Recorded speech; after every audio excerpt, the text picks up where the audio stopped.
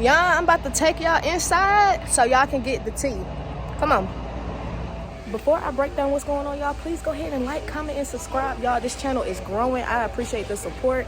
Y'all, I just wanted to take y'all on my journey here. I'm here with PBNJUSTICE, event here for women empowerment and police brutality, you guys. They asked me to come and answer some questions for them because you guys know that I formally resigned from a 6-year police career. So I'm here at this wonderful, amazing event, and we about to get started. I'm about to show y'all around what we got. Y'all wish me luck because I'm kind of nervous. I'm trying to play it cool, but I'm really nervous.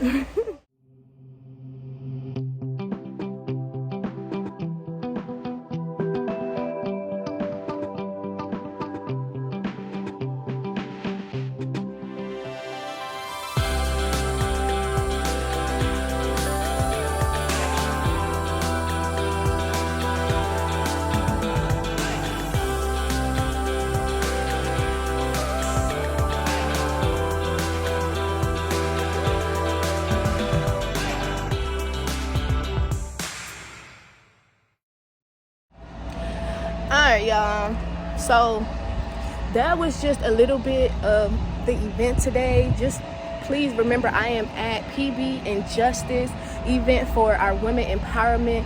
It's just, I was invited to speak because, you know, I do have history of law enforcement of 6 years, and I think the panel is a bunch of women, and we're going to answer a bunch of questions and talk about what's really going on in today's world as far as law enforcement, political, just serious topics and issues, especially Black Lives Matter. We're trying to educate our people. We're trying to, you know, fill this angry void with love and change what we're trying to do here. So please, you guys, please like and comment your questions. If they don't get answered here, I'm about to go back in because I need to be sitting down to get ready to go on by what I'm about to say. So please, please, please comment your questions. If they don't get answered, I come back on here, and y'all subscribe so y'all don't miss anything.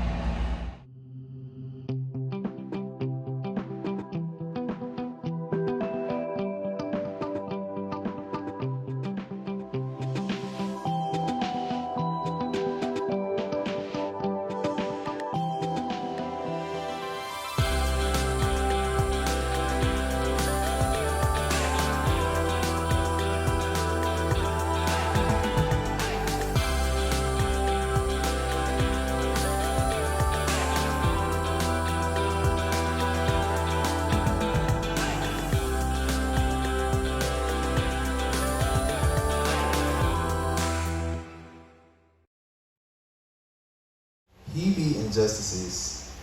I'm so honored to be here tonight. I want to welcome y'all, but I'm a little flustered for words because the gravity of this moment and why we're here. I want y'all to just soak that in for a minute. Before I even say anything, just soak up why we're here and the purpose for this event. So let's do that. Let's have a moment of silence for why we're here, first off.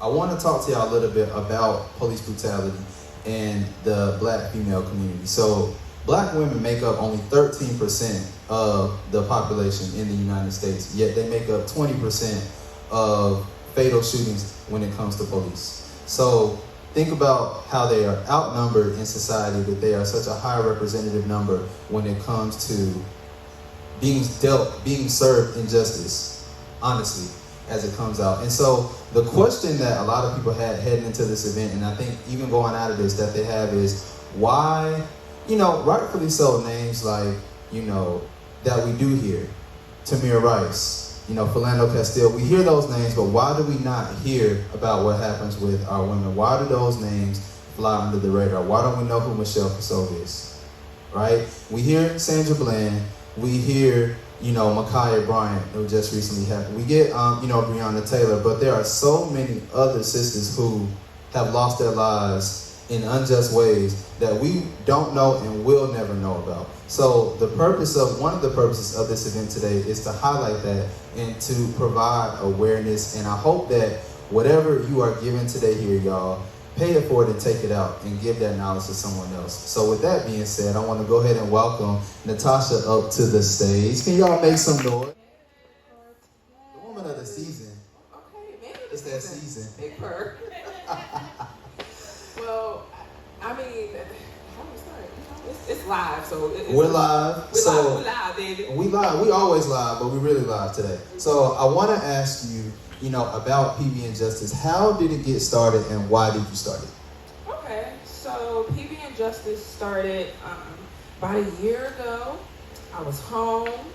This was around the time when George Floyd had just got killed, and I did not want to leave my apartment. And at the time, I really thought I had corona because my chest was just caving in. I called EMS and everything. They're like, honey, you're having a panic attack. It's okay. So I just wanted to do something. I'm not an activist. I'm still not really an activist. When it comes to politics, it's not really my thing. But I knew I wanted to do something. So the idea, I was like, look, what can I take outside, for protesters that would allow them, something to eat so that it won't spoil. Peanut butter and jelly. I'm like, okay, in Atlanta, when you go out somewhere, everybody asks you when you give out something for free, okay, who are you with? So I came up with the name. I'm like, oh, okay, PBNJUSTICE. And then from there, it just, from different events and meeting different people, it's been a huge blessing. So to give people a little bit of background, PBNJUSTICE is a nonprofit who feeds protesters while spreading awareness about racial injustices, and then with the leftover food, I actually distribute around the homeless in Atlanta. So this popping up on different protests, that's how it started. It's been word of mouth. It's been difficult, I'm not gonna lie. It's had its challenges every day, even today. But I guess I get up every day realizing that it could be worse, but there is somebody out there that has it even worse.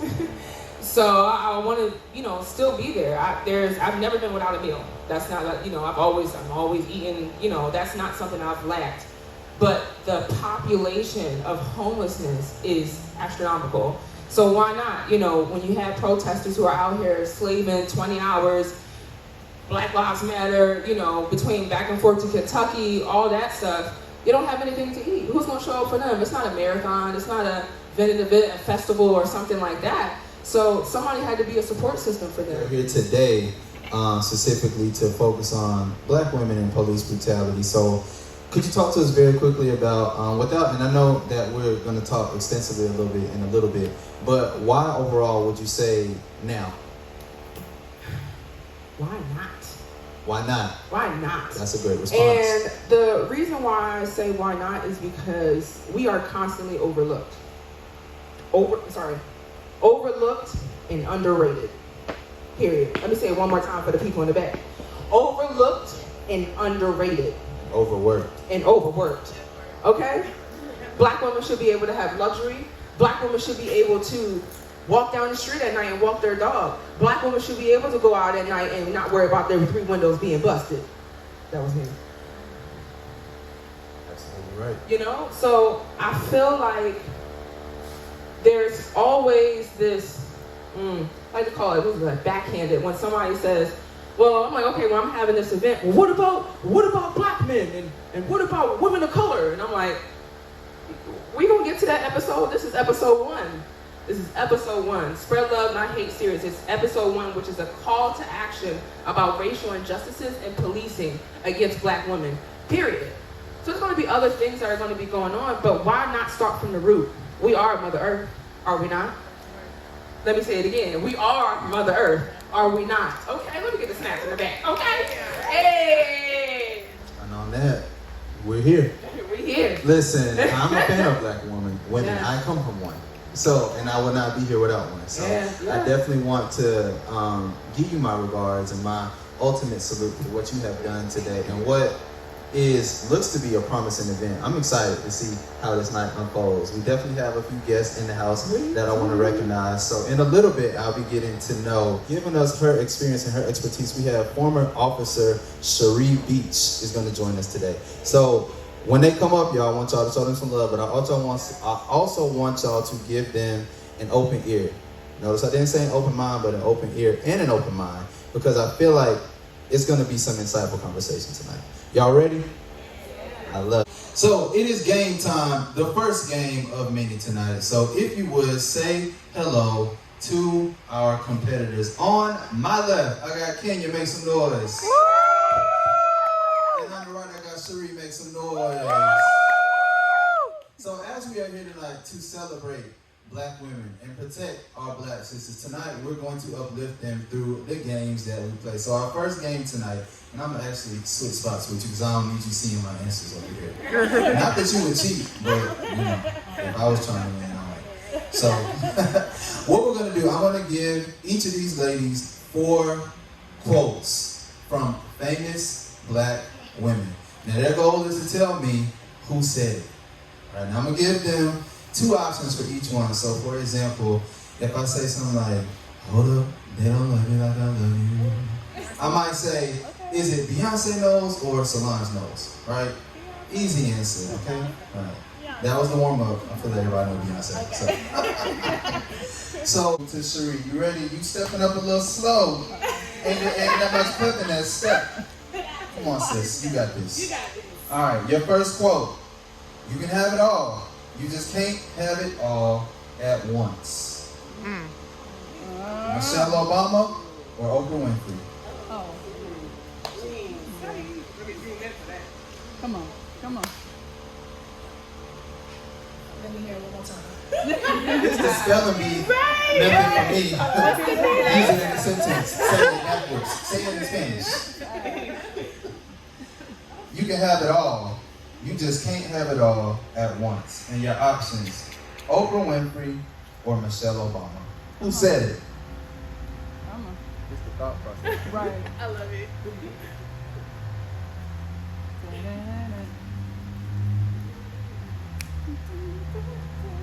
Come on with the Jeopardy music. I'm looking up to the skyline, Lord. Send an answer down.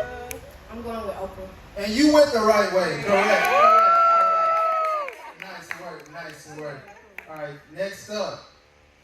I planned my success. I knew it was going to happen. Rihanna or Erykah Badu? Oh, man. Oh. Erykah Badu. Good work. All right, next up. I get so excited when I get the right answer, I just start walking. I don't even know where I'm going. Like, where am I going? All right, next up. You don't have to hold on to the pain to hold on to the memory. That sounds like a singer. Okay, now it sounds like a singer. It is a singer. All right. So I'm going to go ahead and give you 2. You ready? Was it Janet Jackson or was it Monica?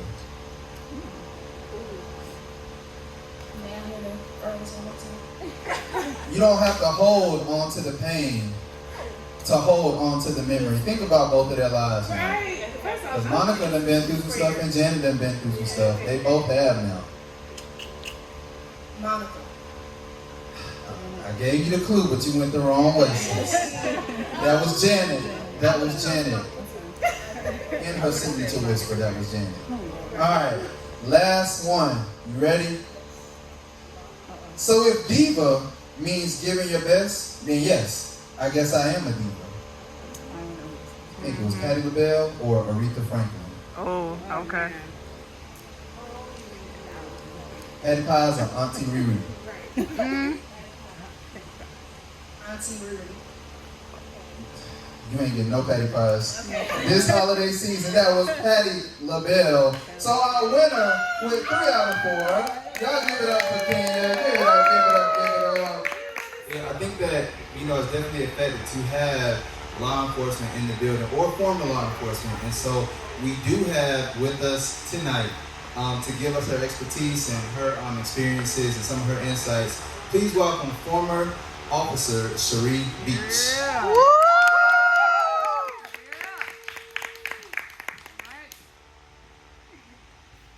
How you feeling? I'm good. Thank you for having me. Thank you for joining us. So before we go into anything, why is this important for you to attend tonight? I identify as African American and I'm a female, so I think it's very important for me to say, especially since I do have experience within law enforcement, and I can give my experience with it being 6 years. What would you say? So 6 years of law enforcement experience. From what age to what age, if you don't mind me asking? 20 to 26. Wow. So you went in as a baby and you grew into adulthood through that. So I think that that'll be interesting to pick your brain in that regard as well. So tell us, just off the rip, what as a black woman was the most, maybe not even shocking, but what was the most eye-opening experience of your career in law enforcement? The lack of knowledge within the law. Yeah. The misinterpretation for it. Like, you know, you hear your friends saying like criminal trespass, get off my property, but they don't really know the meaning of it. I would just say the lack of unity within a community. A lot of times it can be resolved within a community without law enforcement being involved. You know, because we're here to enforce. We're not here to, you know, be a counselor or anything like that. Unity, just lack of it. And would you say that, you know, you left for your own reasons, and we may get into that, we may not. Look, I'm looking to see if you will.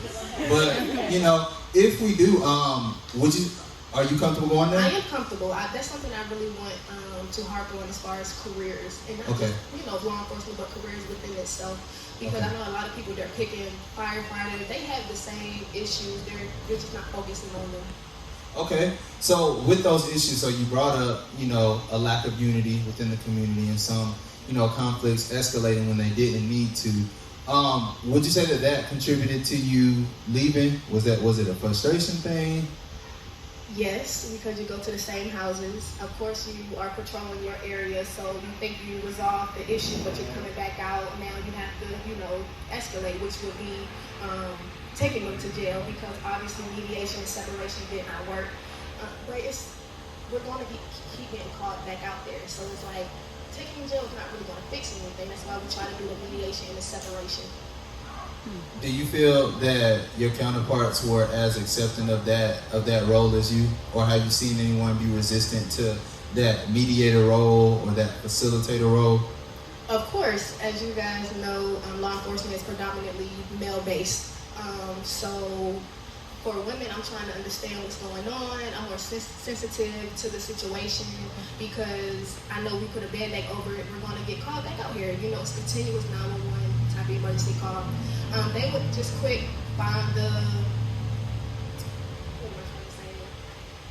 the charge and put it on paper and take them. So, but you know, men, they're kind of more in the actions. They trying to get dirty, so they kind of go.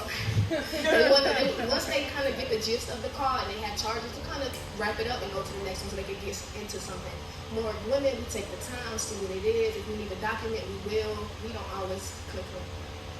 Are black women, how well versed are you in terms of representation with black women in law enforcement? Are you all on the lower end of representation? Clarify what you mean by lower end. Are there, because I know you said that law enforcement is male dominated, but even within the presence of women, is it mostly black women? Is it a healthy mix, or are black women the minority in that regard as well? I would say each department has their different type of diversity. I work for Clayton County Police Department, so we have prominently black officers. We had a lot of female officers. I would say just any job in political, you had your Caucasian female officers that would probably get a rank or a promotion quicker than your African American female, because one is liked more than the other, or one is more favored to work with than the other. You know, we're very opinionated, especially about the law. You know, want to arrest somebody for something, and then you have the outdoors. So, yeah. Wow. So let's talk about, we'll go into, you know, some things that you may have seen.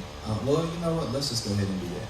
We're going to talk about the exit, but I want to talk about some of the things that you've seen in terms of why we're here today. Has there ever been a time where you maybe have had to step in, or that you had to kind of advise someone as it pertains to how to interact with black women in particular?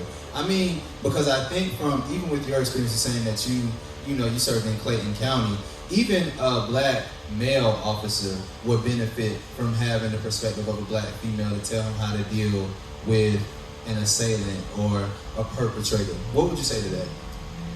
I definitely think we have more patience to deal with our black women. I think I hear them out a little bit more, and they're more comfortable to speak to me because they do see, you know, the locks, and I do identify as a lesbian. So when I come on see it, they're more prone to speak to a woman offer it than a male, just off the comfortability. And men don't pay attention to details. A lot of it, they think of the reaction and not what caused it.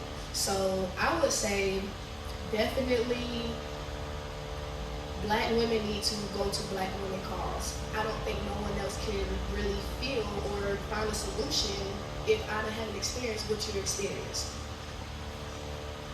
911 is going to be continuous because they're emergency 911 calls. If we stop having these emergencies that can be resolved continuously, then we probably would just have a bunch of mentors. And you know, they're starting to talk about mentors going and then having a police officer on standby when they start to go on calls because we're reaching for our guns because we're scared. So that fear. Talk to me a little bit more about that. Well, just stereotypes. We assume that African American people are aggressive. So, and predominantly I'm in the Black area. I'm not going in with the, okay, ma'am, sir, because there are, you know, they're majority aggressive, domestic cause, fighting, stealing, neighbors, lawn, stuff like that. They're already, you know, rowdy. So I have to come in either on I'm trying to lower it, or I need to overpower myself because the situation has escalated where I can't get it down. And then you have some people who just say forget it all and take all y'all to jail for disorderly conduct. So it depends on if you really want to. It depends on the officer as well, because we're all not the same. And if you really want to get to the solution within the community.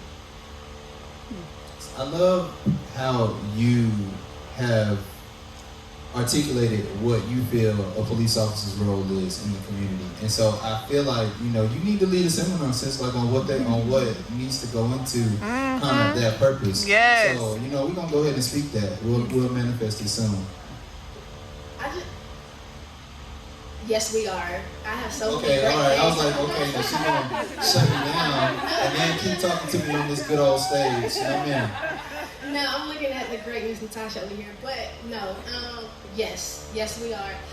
I really want to just hear insights of people. I want to answer a lot of questions because it's a lot of we don't know. It's a lot of we see scenarios and we have our own, you know, judgment of it, but we really don't know. I love going through scenarios because I love speaking on the officer side because nobody really thinks about the officer. Not saying all is right, not saying all is wrong, but we're human just as well as you calling us. So I think adding me to the team would be great because I have a lot to share and I am welcome. I love it. And with that, I definitely want to open up the floor to anyone who may have a question. So I'm gonna, you know, walk around a little bit if y'all don't mind. So I'll come to you if you have a question. Just be ready to speak into the mic. And let me know what you got to say. Oh, if the questioners, if my interrogators want to come join us, you know, up here. I'm ready, I'm open. So, first question, if you would, just come on up to the corner of the stage. Right here. How are you? My name is Keisha. I study law just because I just know ignorance of the law is no excuse. How do we as a community teach people the law? Like, how do you as a police officer help your community know laws and how to handle certain situations? So to speak for myself, every time that I would arrest someone, I would always advise them their charges and advise them, you know, the intent and all that. It's a code section for it. So, and I'll input their actions and their names, as you know, the OCGA and all that good stuff. Now, it's up to them to go back and say, hey, you know, the officer treated me well. She told me that, you know, I got charged for this, this, and this, this, this, and this. But I think we have this stigmatism of saying the bad things, that it would have to be a lot of events like this, and people come out and really get the word from a police officer, because if you hear it from your peers, it's not going to be so authentic. I mean, it's going to be authentic. It's not going to be so accurate. Exactly. Right.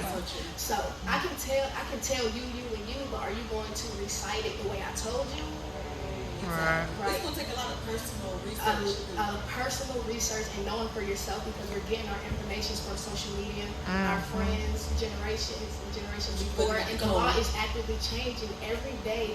The law is updated. It's being updated every day. We are stuck on 1980, right? And federal and state laws are different. And we're getting more and more in trouble by saying, "Oh, I know this, so I can do this," and then you do it, and you be like, "Well, I'm in jail."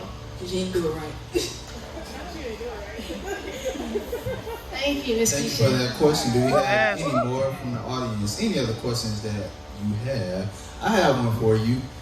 What if you had to say anything? Do you feel like we'll ever see any resolution in the Breonna Taylor case? And based off of your expertise or your former experiences, what can you say we can maybe hope for or anticipate or even advocate for, realistically? More media, more witnesses, because I think the only reason why Breonna Taylor was a big story is because it was out there. A lot of these stories within the department, you don't want your department to be looked at, because you want your people, the citizens of, the people to feel comfortable, believe in your police officers. So they're brushing all that underneath the rug. If they can hide it, they will. If they can keep Fox 5 and all them away from it, they will. I would say more media and not being scared to really step in and say what you know is right. Because a lot of times we feel like it's right, but we're scared, because it might get turned toward us. But I would rather me say something right and it be that split moment that makes that person change their mind, which is the officer, to have an outcome. So I would say definitely more and more media, because if you can get away with it, officers, they're just like normal people. They're going to keep doing what they can get away with. I think back to Derek Chauvin and when that guilty verdict was read, even through his mask, if y'all remember, looking at his face, he just looked so stupid. And that's like the first time I could tell somebody's complete facial reaction, even with a mask on. He looked like, what? They're making an example out of me? Yeah. But I want to definitely talk to you about, even with us getting that moment of accountability. As I was looking and preparing for this event, I saw that at least 51 black women have been killed by police since it's been tracked since 2015. So even if we were to kind of break it down, it could be like 5 or 6 per year. Think about how many times we have a hashtag per year, how many times we have these noble protests, and that we have these movements for individuals. If we had one for every black woman that this has occurred to, think about how much more media we would have out there and how many more events we would have. And my question to you is why? Why do you think there's such an underrepresentation for police brutality as it pertains to black women? We get the Sandra Bland's and whatnots, but why are there so many that go under the radar? Black women specifically. They don't consider them important, or the incident that occurred, it probably was incidental. Probably. I would say we're not tracked because we're not accounted for. People don't think people are checking for us, because I'm in the back seat and I'm saying like, let me go, I'm homeless, I miss this and this.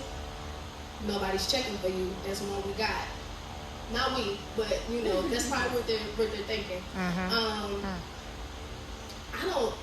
really don't know, honestly. I just feel like we can be on the bottom.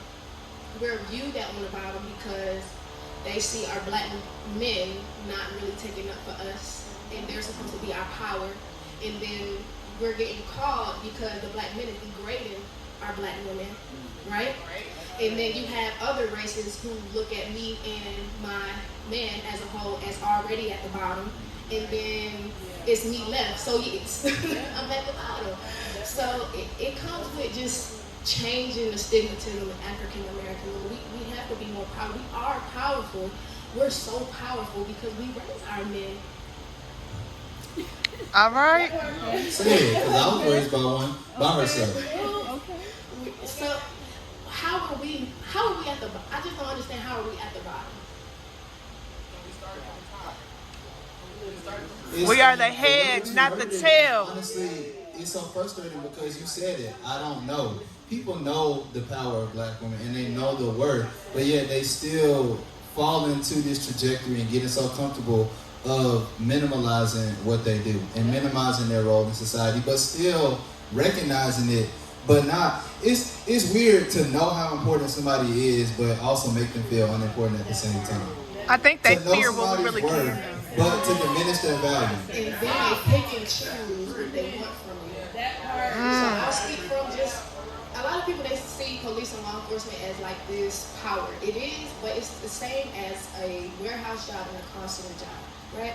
So if I go for a position and I'm not really on their good side, or I'm not working hard, slaving and all that stuff, they're going to probably look at my stats versus another Caucasian woman who goes in and says, oh, I want this position, da-da-da-da-da. They're possibly not going to look at it. They're going to look at, oh, she comes in on time, she does this whenever I ask her, but you don't know my history. You don't know if I have a babysitter for my kids. You don't know about my car. It's just the stigmatism that we don't go above and beyond to know the individual because of the skin color. So with that, y'all see me, I'm on the stage. We getting real talk going. I'm sweating. Come on. It's getting real right now. Real man. We going to church for real. So before we get out of here and not get out of here, but before we move on to our next speaker, where can the people pursue you to get some more information from you? Because I know you have so much to give. You guys can follow me on Instagram and Twitter and YouTube at Get your phones out. Let's do it. iPhone me, please. It's going to be It's Egypt B, and that's B as in boy at the end. One more time for the people in the back. That's Instagram, Twitter, and YouTube. It's Egypt, EGYPT, and B as in boy at the end. Y'all make some noise for Cherie Beach. We will be right back with our next speaker.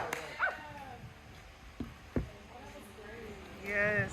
Hey y'all, it's Egypt. I hope you guys enjoyed the event today. The women empowerment for African American women. Please go ahead and follow everybody that I have in the description below. Please go ahead and like and comment any questions that you have that I can answer. And go ahead and subscribe so y'all won't miss anything else. There's some great things coming to you. Y'all, PBNJUSTICE presents the Spread Love and Not Hate event. Y'all stay tuned. She has more series coming. I'm going to put her YouTube and her social media down for Miss Natasha the Great. She is our founder. And y'all, please go follow our host, Cortez. I'm going to have all the contact information at the link below. And y'all stay tuned.